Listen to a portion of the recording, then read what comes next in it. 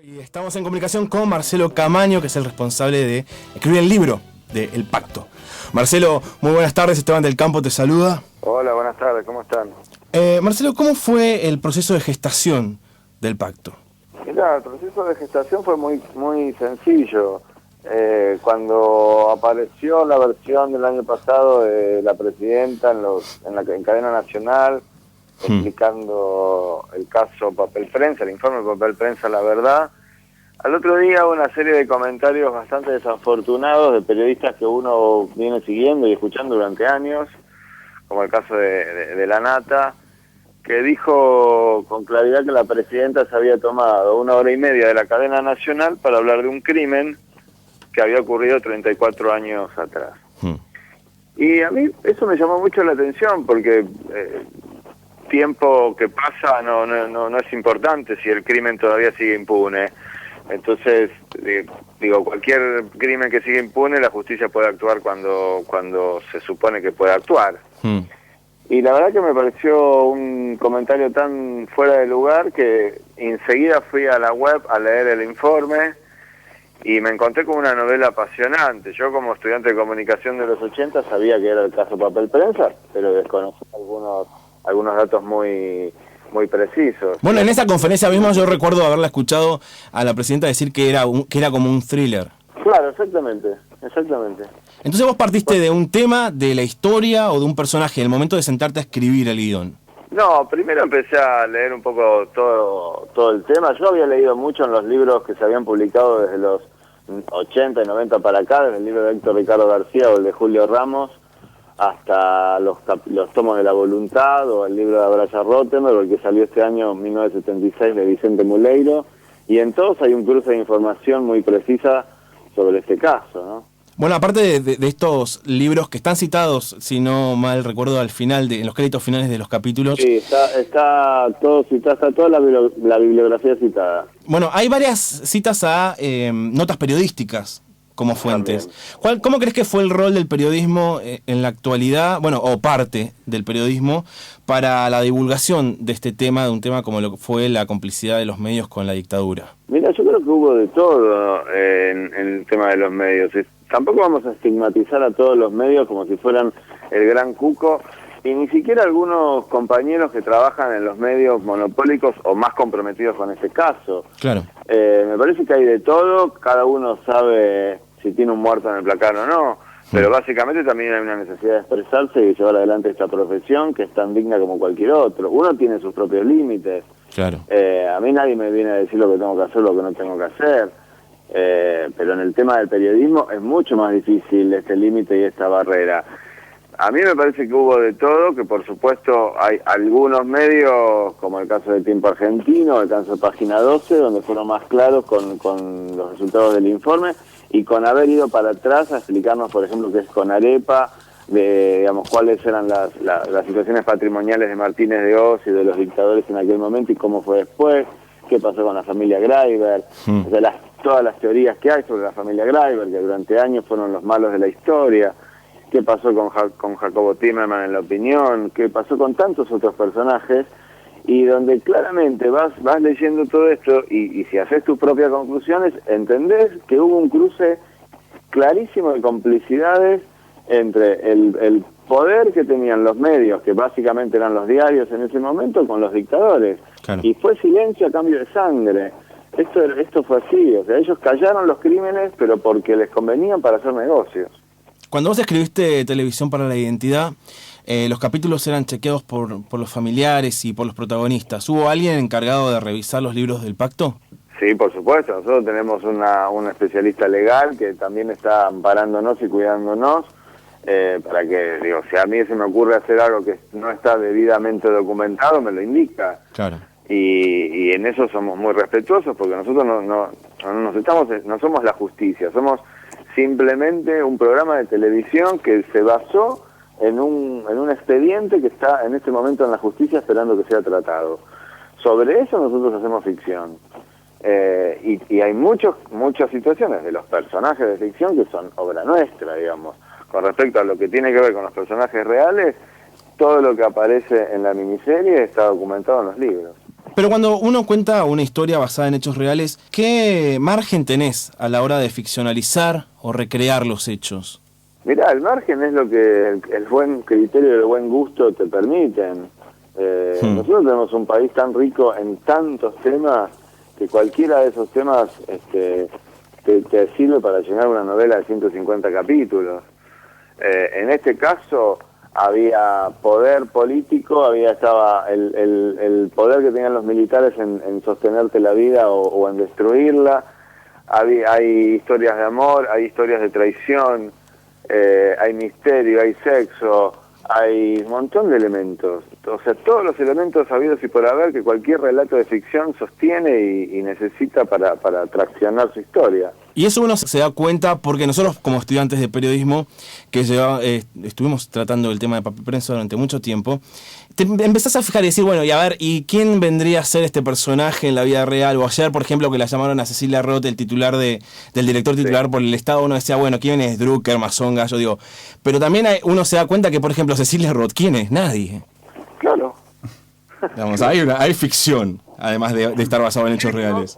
Nadie, y a la vez son todos los funcionarios que en su momento estuvieron trabajando y detectando e investigando, hilvanando esta historia. No es alguien, sino que es algo. Estás representando algo. Claro, exactamente. Ahora, Por eso, sí, las consecuencias de lo que ella hace se manifiestan en su familia, con las distintas posturas que hay dentro de su familia. Claro, claro. De alguna manera para reflejar un abanico más amplio de lo que fue esta sociedad en el 2009, cuando estaba la discusión de la ley de medios. Por todos tus trabajos anteriores, entendemos que el grupo humano es un factor importante. ¿Vos te sentiste traicionado cuando Mayca Migorena salió a los medios a dar sus explicaciones acerca de por qué se bajaba el proyecto, o lo entendiste? Mira, en un primer momento no me sentí traicionado. Nosotros escuchamos una versión de su boca y convinimos en que lo mejor era que se fuera porque la estaba pasando mal y se sentía incómodo y se sentía un sapo de otro pozo. Después empezaron unas versiones en distintos medios radiales a decir cosas que no fueron reales, y ahí sí me desilusiona, me desencanta y me parece poco profesional lo que me había parecido tan y maravilloso profesional hasta ese momento. Pero Mayca Migorena en este punto es una anécdota más. Digo, me parece que si hubo algún problema que ellos, digamos, a los que no quieren ver este programa ni quieren que los demás vean este programa, tal vez encontraron en Mike la madera ideal para atacar. Marcelo, muy buenas tardes. Matías Milman, mi nombre. Hola Matías, ¿cómo estás? Muy bien.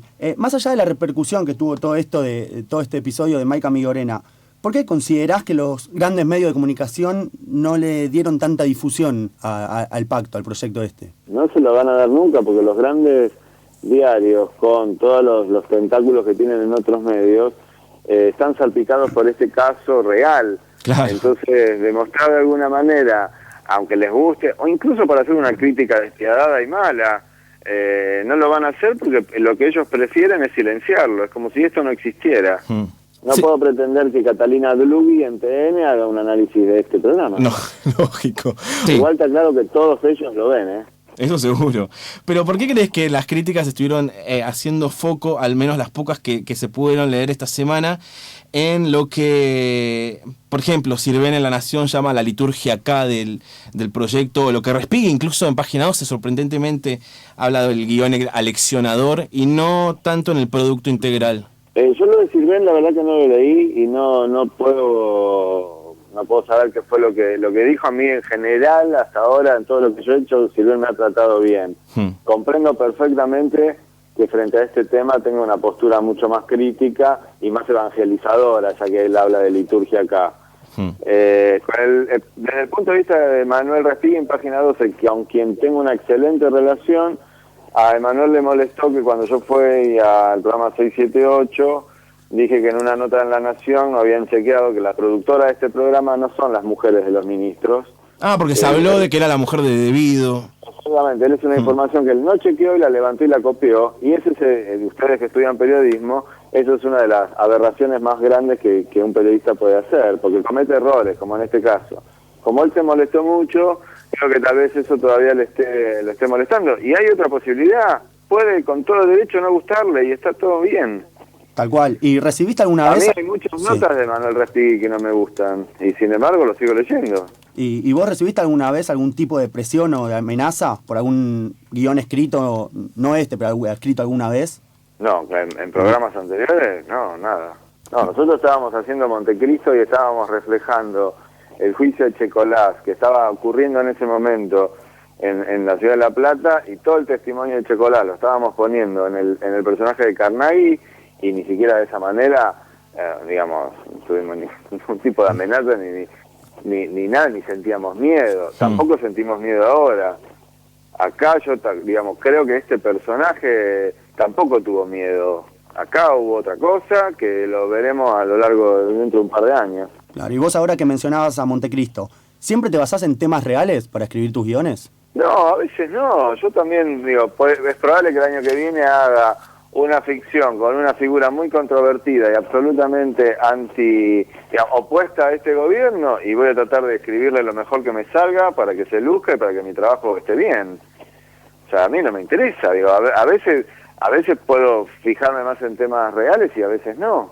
Nuestro laburo es, digamos, traducir desde la realidad elementos para ficcionar.